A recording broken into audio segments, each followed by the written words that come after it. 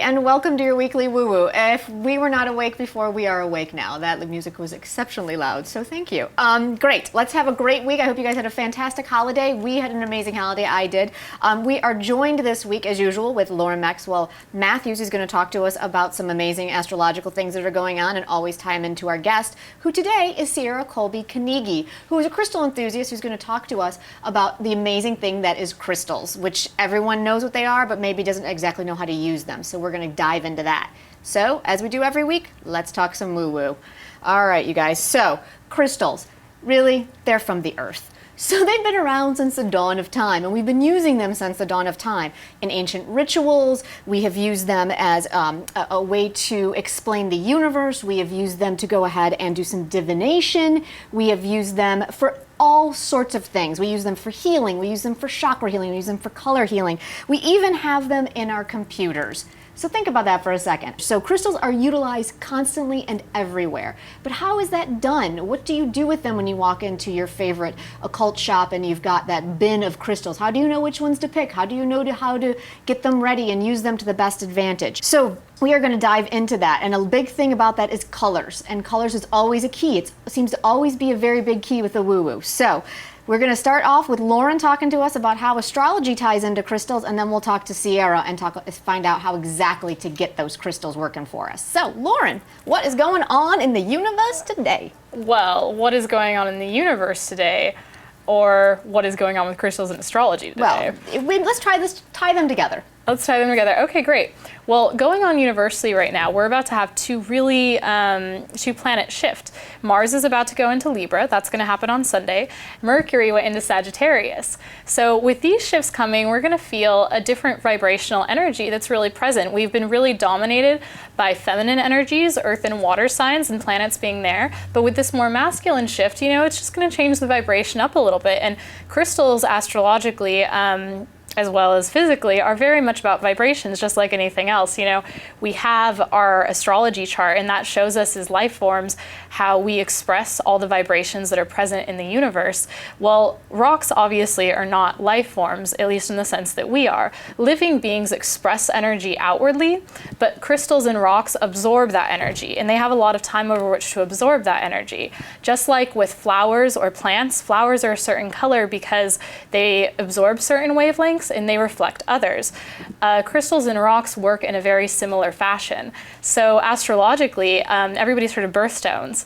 Well, birthstones come from the fact that all astrological signs have rocks that are associated with them. There's some debate in the astrological community, I guess you would say, about exactly which ones are present. I kept seeing ones that were like just for August, or just for Virgo, or just for Leo, and I kept getting bumped into the September one because I was a Virgo, and it was very confusing. Yeah, but we all really can use them. It's very common to see in people's personal astrological charts that there's an imbalance of elements. Like, for example, somebody might not have a lot of earth in their natal chart, and that means that you're going to need extra help to get in touch with the earthy energies, the practical day-to-day living, what you really how you connect the mundane and the physical world. And so a good way to do that is to find a crystal, like for example pyrite, that is really associated with earth energy. It absorbs a lot of it, and by holding it and allowing yourself to get in touch with that vibration, you can make up for that lack of natal energy or that lack of natural awareness and understanding of those energies.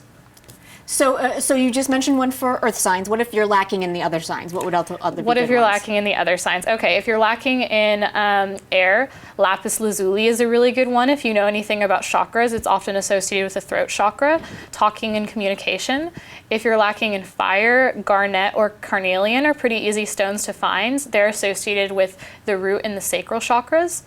And if you have any issues with water, I think moonstone and hematite are actually really good. Hematite often is associated with earth as well, but it's the more emotional and spiritual aspects of earth. So all of those together can really help to ground people. Okay, fantastic. So we now are going to talk to our guest, Ciara, and she is actually going to talk to us, but I also brought my own crystals that I bring with me, and I carry in my pocket. So she's going to explain those to us. But first, let's get to know Ciara a little bit. Ciara, what is your background in all of this, and how did you get started in your love of crystals?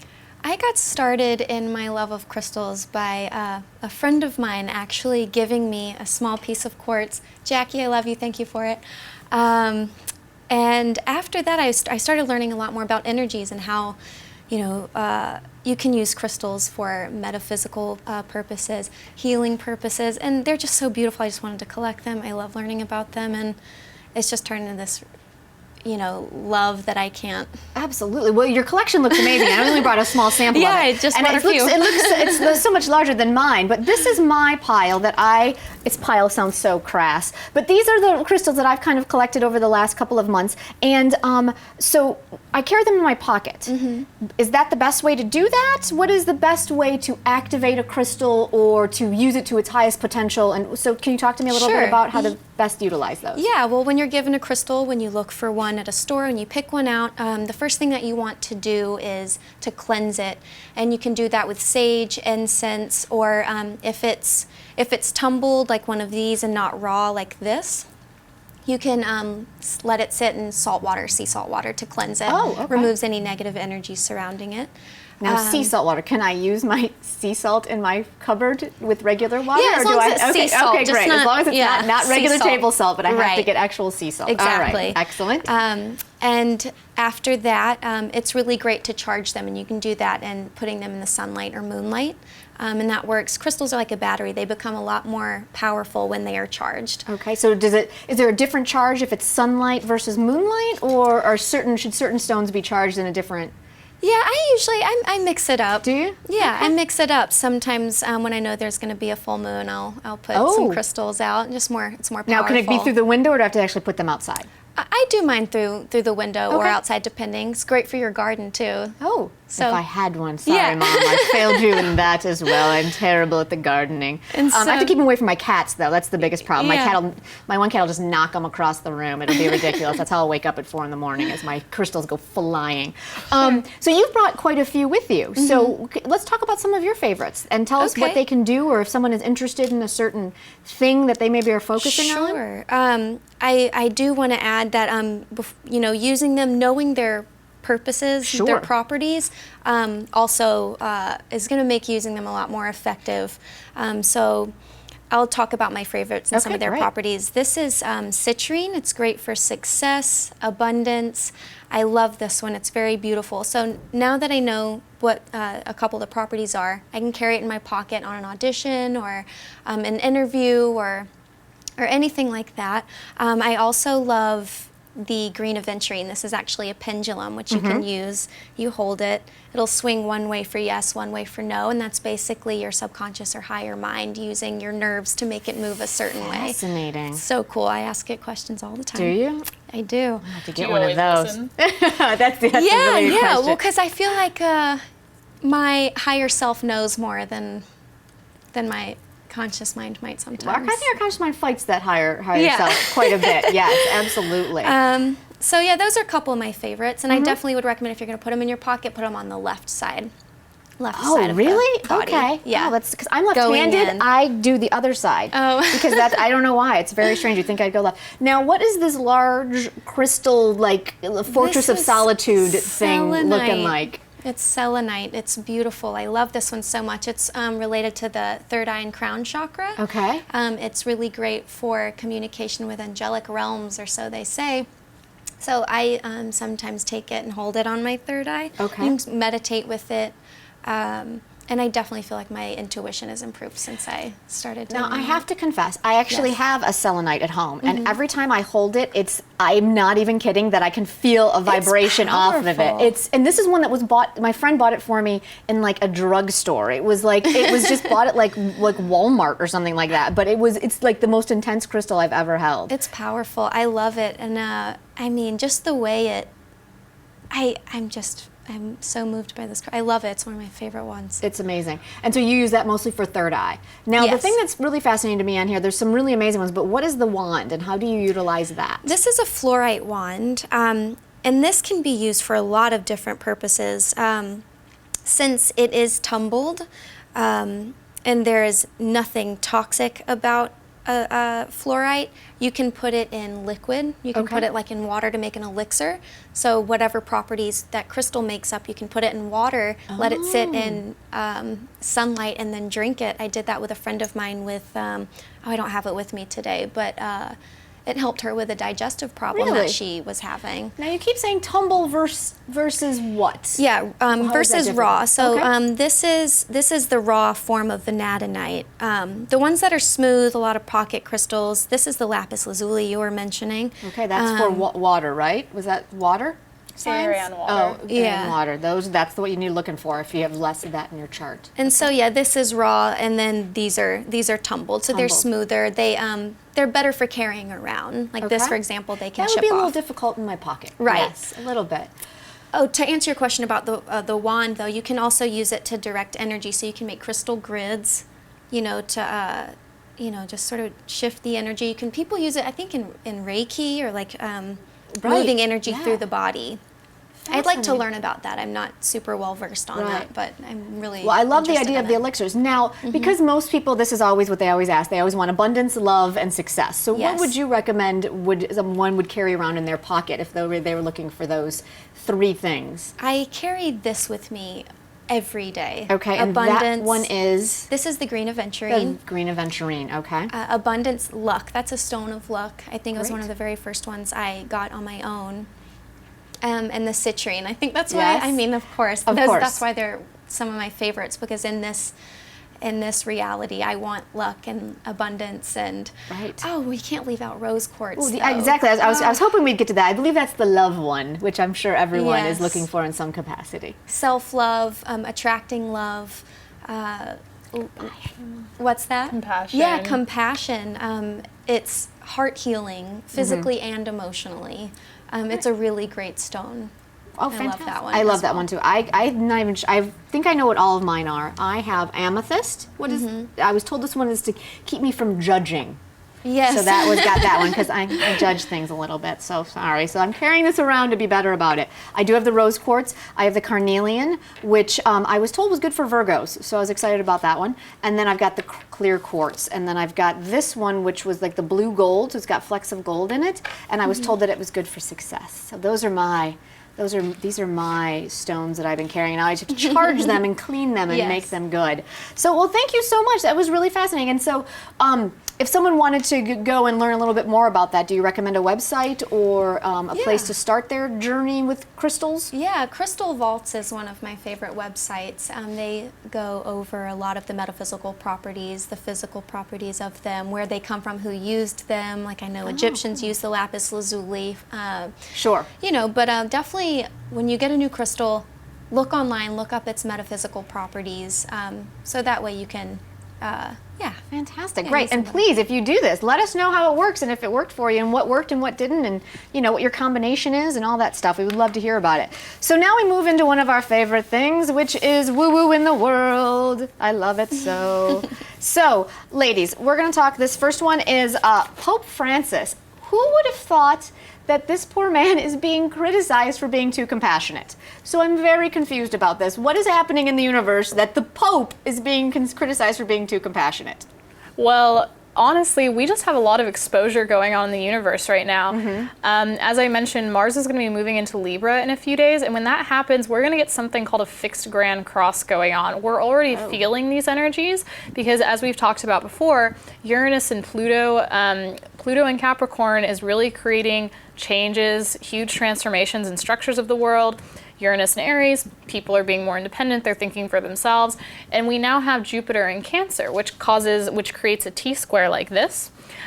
Jupiter in Cancer is really about love. It's the mother sign, and Jupiter is a very generous, benevolent energy. And so when Mars moves in very shortly to a certain degree in Libra, we're going to have a huge cross-section of energies all pushing against each other, really forcing changes to occur. And I think this is a really good example, everything that's going on with this Pope, of how we're seeing the world for what it is. The fact that people are criticizing a Christian for acting like a Christian is pretty ridiculous. It's mind-boggling. I'm just so confused. So I knew we had to talk about it. So I knew there was something going on. So thank you. And if someone wants to help this Pope maybe continue with his crazy rampant compassion, what crystal would they want to hang on to and maybe just kind of help channel that? I think everybody needs to wear and have rose quartz. Yes, Learn okay. to love themselves and each other and the world Absolutely. and everyone in it. And maybe carry a stone that's good for communication. Tends to be, a lot of them are blue colored. Blue color, okay, so Yeah. communication blue and some rose quartz. So let's get on that and help this poor guy out. I mean, wow. Okay, so kind of almost on the same wave of that, Washington, D.C. just passed a veto-proof bill that is going to raise the minimum wage in Washington, D.C. and give specific vacation time to people. And so this is becoming also another big thing, that people need a living wage. And so this is becoming a huge hotbed issue as well. Again, is it kind of the same elements of the Pope being compassionate, or is this more of a group consciousness thing where, you know, people are all needed? I don't know what I'm talking about. So you tell me what's happening in the universe. I think that it does have to do, obviously, with changes in structures and changes in society, but also Mars has been working its way through Virgo for the past like 5 or 6 weeks. And Virgo is a very practical, down-to-earth sign, like what do I need to do right now in the present to make the situation better, to take care of things on that practical, mundane level. And so I think that it's really Mars and Virgo that's helped to push this through, because Mars is an action sign, you know, it's not going to just sit back and wait for it to happen. And I think that's been a big part of this. Interesting. And since it's about work and being a Virgo, we are kind of the workhorses, and we get in there and we get stuff done. So you guys like it. We do. We love it. We love it. So with Mars moving into Libra, though, is that going to change and everything's going to go to hell, or is it going to be okay? No, of course not. With Mars going into Libra, we're going to see the focus shift to communicating about those practical issues. Okay, good. You know, to really working in one-on-one partnerships and finding balance and agreements to make things work better. There might be some conflicts. There always is with Mars, like, you know, some sort of like, I want to do it more my way than have the group agreement, but we'll get over it. Okay. That's what people do. Fantastic. And so what, you know, again, with we're going to go with abundance possibly with this one, because we want to help raise that minimum wage? Yeah, I would say abundance and luck and money. A lot of green a lot of stones. Green. And just being grateful and attracting even more of it. Excellent. I love that. All right, and then finally, I'm really excited and fascinated, as we spoke, I think, last time before we left for the break, about just the whole girl power thing that's happening. And Katniss Everdeen here has actually been the #1 movie, her Catching Fire movie, for 2 weeks in a row, which lately is just kind of unheard of, that a movie would hold the #1 spot for 2 weeks in a row, let alone one that stars a woman in a very masculine role. It also happened with Gravity with Sandra Bullock earlier this year. So I'm really excited kind of about what that shift is in the entertainment industry, even with that kind of stuff happening. So what's going on there? Well, this is a completely a reflection of the shift in consciousness that we're going through as a species right now. I mean, I mentioned Pluto in Capricorn, all the transformation that's going on with it.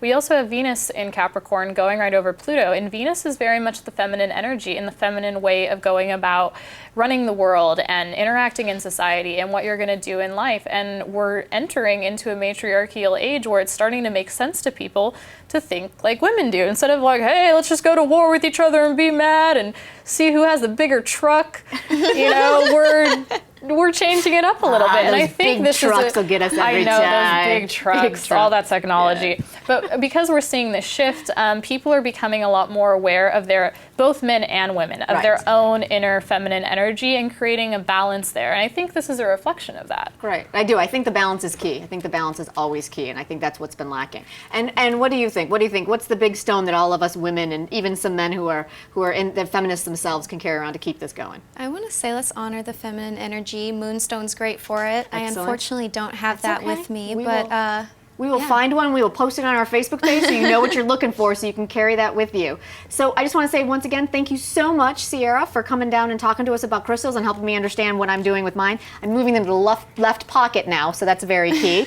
And Lauren, as usual, thank you so much. It was amazing, and I'm always into all the astrology that's happening. Jen. And I just want to say one thing to all of our viewers out there. Venus is going to go retrograde starting on December 21st, and it's going to stay retrograde until February 2nd.